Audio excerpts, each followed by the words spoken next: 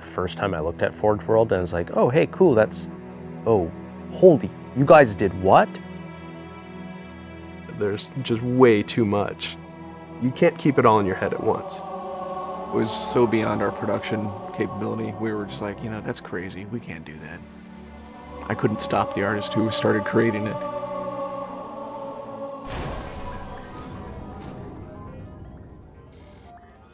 Forge is our editing tool that players can build their own maps. I mean, at its core, it's a map editor. We always had this vision right from the get-go, which is anyone can build anything. Giving the fans the tools, they can take it and run with it and make it their own. Forge World actually started as 5 separate maps. And I said, wouldn't it be cool if, like, you could play this and go over there and then play over there if you wanted?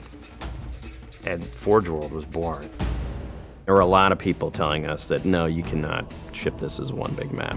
We have this awesome new automatically generated LOD system called impostering that makes objects that are really far away really cheap to draw. We're pushing what we can do with the Forge budget, so that lets us have many more objects up on the screen at once, which lets us put more objects into Forge.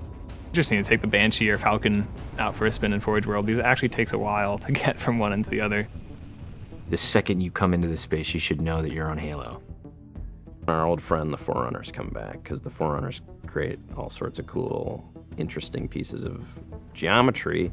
We wanted to give people a variety of locations that they could forge in a different way. So a gulch, an island, an interior, a very small outdoor pocket, and then the rock, which was kind of based off Ascension. Let's use a lot of interesting parts in it so that people can manipulate it or we can change it. Why don't we bring back Blood Gulch and carve it all up into pieces so that people can start manipulating it in interesting ways. And then Sanctuary was the other one. The Cage and Paradiso, that's just Chad and I playing with a map editor and actually building cool maps within Forge World. I mean, we were doing that exactly how the fans would do that. we definitely looked at what we did in Halo 3 and said, what can we learn from this? It's one thing to build just a stunning amount of map variants, but like nobody was expecting Forge art, I don't think. Like that was just a completely, whoa, what? The Rube Goldberg machines, yeah, those are everywhere. In Halo 3, it was cool that you could move things around, but it was still kind of clunky. And we're like, we have to make this better. What are some of the tricks that the community is using, and how can we make those not be tricks and just make those be tools? We took that stuff and made it like a real feature. There's normal, phased, and fixed. So normal is like Halo 3 style, you know, it bumps into stuff when you let it go and it falls to the ground and moves around and stuff. And fixed is the same thing, except when you let it go, it stays exactly where it was. And then phased is the coolest because it means that while you're editing the object, it's not actually interacting with the environment. You can put it through a wall, you can put it, you know, through other objects.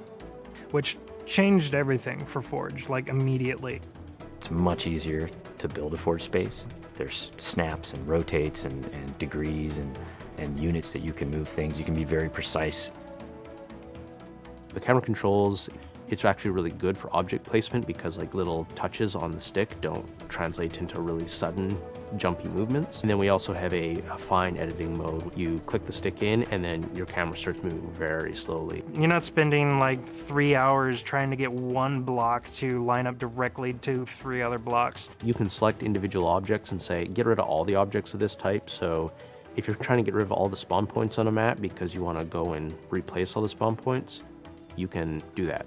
You can do custom colors. You can take these Forge pieces and say, hey, that's blue. So the blue base can truly look like the blue base. Reach's expanded sandbox includes new things like, you know, jetpacks. And if people want to build some sort of 3D map and really make use of the jetpack, they can do that now. Custom game options and Forge go together like peanut butter and jelly.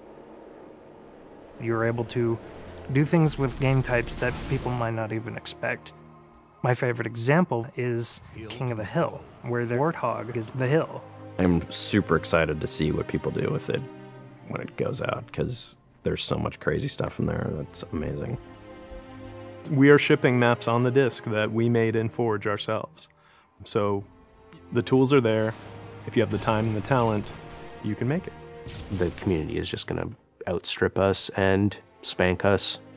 With the new tagging system, you can save a forged variant, you can post it to your file share, and then you can say, you know, sweet new map. Things that are good are downloaded by a lot of people and passed around to a lot of people, and that makes the really sweet stuff bubble up to the top. I'm looking forward to what the next big community game type is going to be. We realized that Reach was our swan song to Halo, and what better way to do that than to let people do what we've been doing all along, which is creating new cool maps. It's nice to go out with a bang, and this is a pretty big one.